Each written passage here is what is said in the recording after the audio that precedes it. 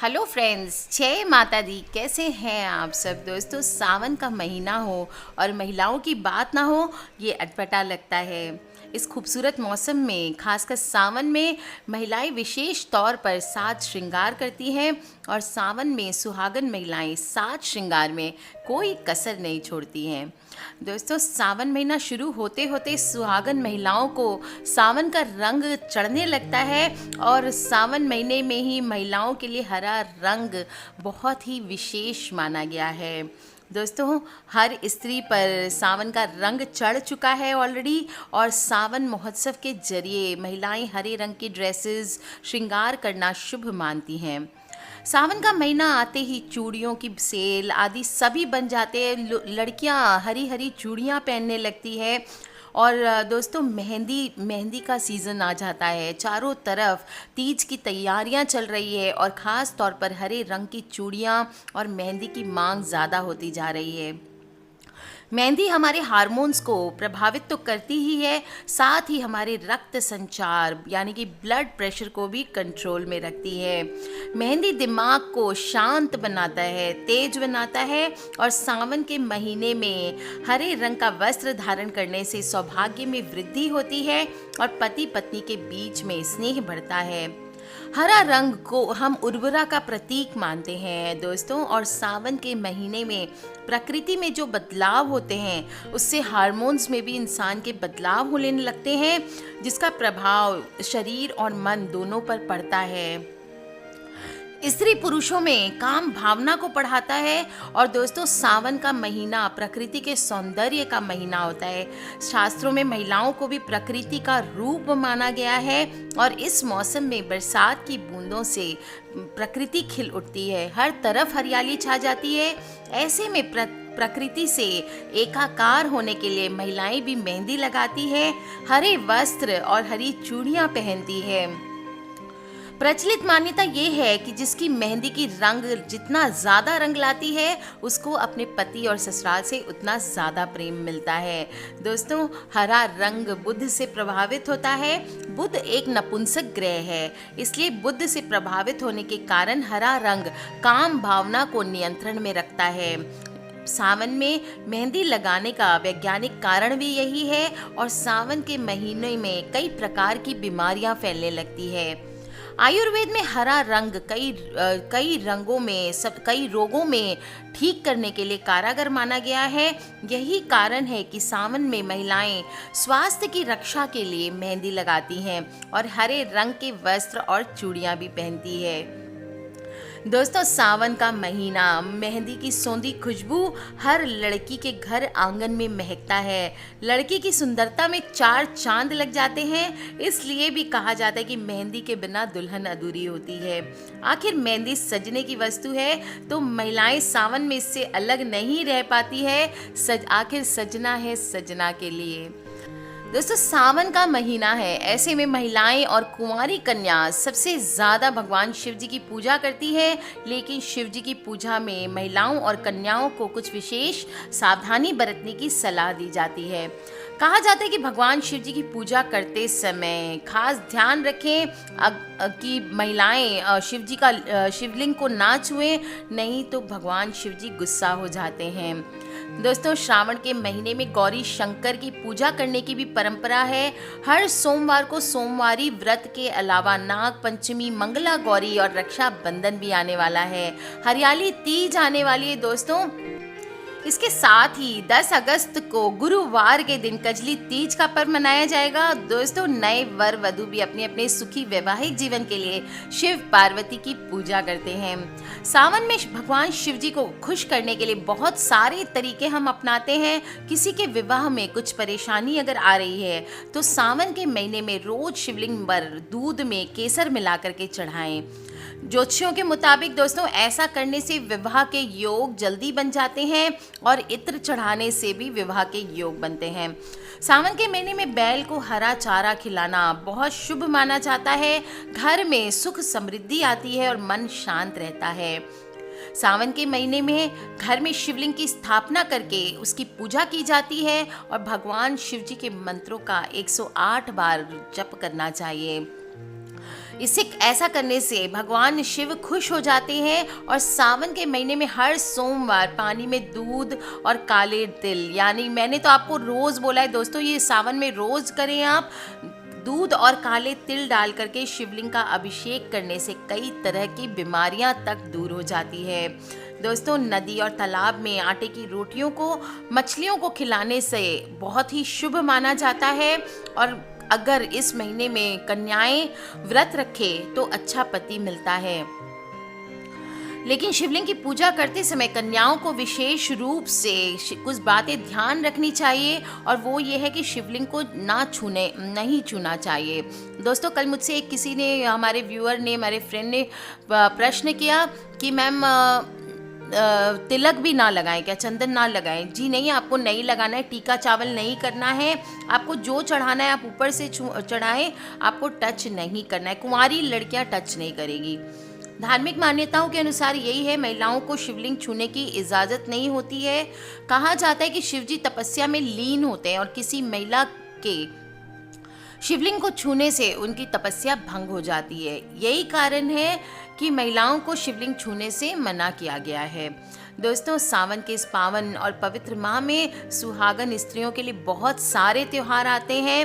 हरियाली तीज भी आने वाली है। हरे वस्त्र, हरी चूड़ियाँ, मेहंदी, सभी कुछ चारों तरफ हमें सुनाई दे रहे, चूड़ियों की खनक और दिखाई दे रही है। दोस्तों, हरी हरी यह त्यौहार खास तौर पर महिलाओं का त्यौहार माना जाता है। दोस्तों, इवन जो शुक्ल पक्ष की तृतीया आती है उस दिन श्रावणी तीज, यानी जो हरियाली तीज होती है, बहुत बड़ा त्यौहार माना जाता है।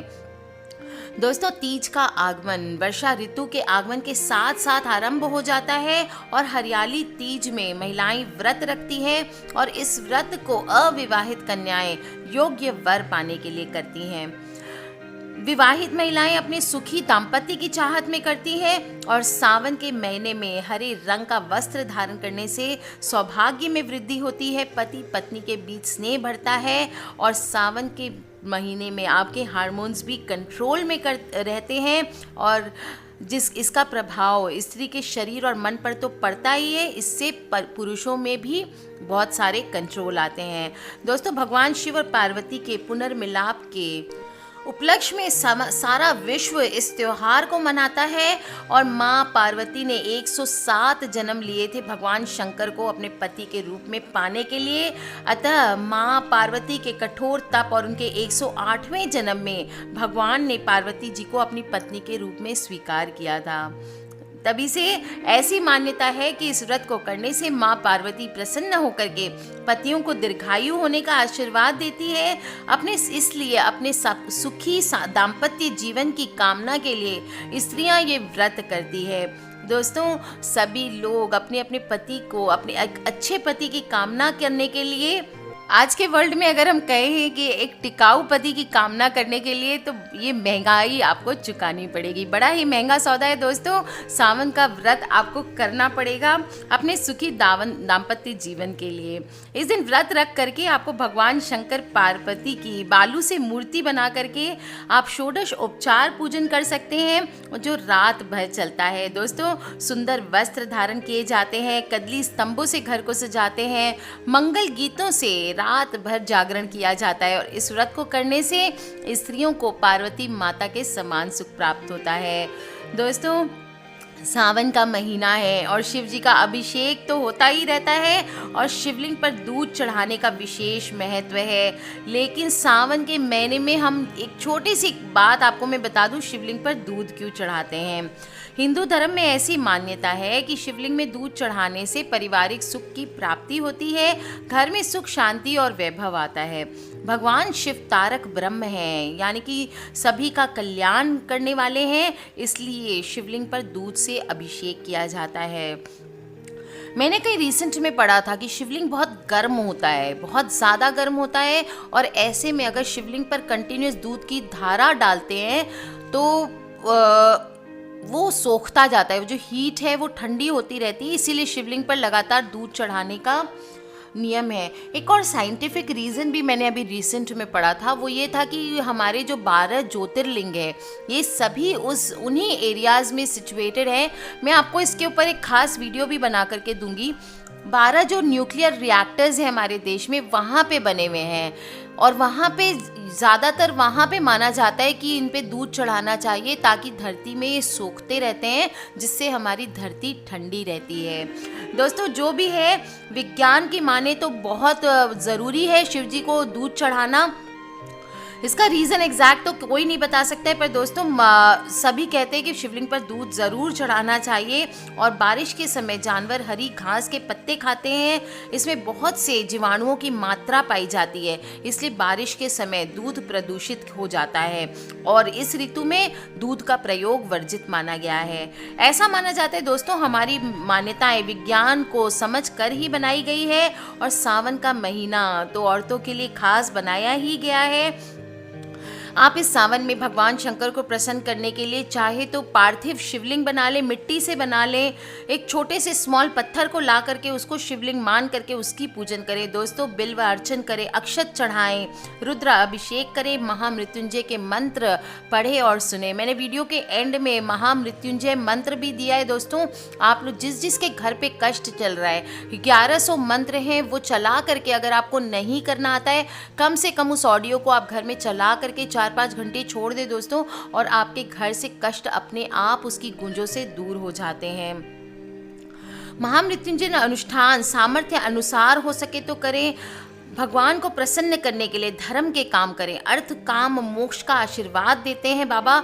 और इस माह में दूध, घी, धेनु, स्वर्ण आदि दान करने से भगवान शिव के साथ साथ हरि भी प्रसन्न होते हैं, क्योंकि आपको याद होगा चतुर्मास भी शुरू है, और सावन में भगवान शिव के निमित्त मास पर्यंत आपको बिल्व जरूर चढ़ाना चाहिए। बिल्व यानी बेलपत्र आपको ज़रूर अर्पण करना चाहिए।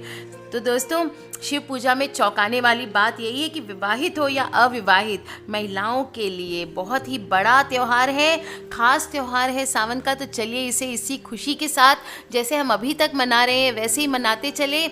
जो सेकंड पार्ट है वो भी बहुत जल्दी शुरू होने वाला है। कुछ स्टेट्स हैं जैसे कि केरला है, साउथ इंडिया है, और बंगाल है, गुजरात है, इसमें अभी तक सावन शुरू नहीं हुआ है। ऐसे में दोस्तों बहुत सारे मेल्स आते हैं, तो दोस्तों आप जो उपाय मैं बताते जा रही हूँ वो आप उन डेट्स को करते रहे, मैं उन डेट्स को फिर रिवाइज़ करा दूँगी। आज के लिए इतना ही दोस्तों।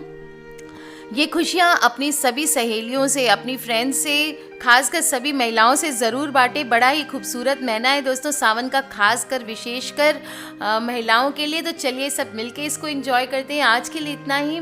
किसी प्रकार के क्वेश्चंस हो प्लीज़ मुझे वीडियो के नीचे आप लिख के पूछ लें, और सब्सक्राइब करके रखें ताकि आप और मैं आने वाले वीडियोज़ के थ्रू कनेक्टेड रहें। Love you all friends, take care.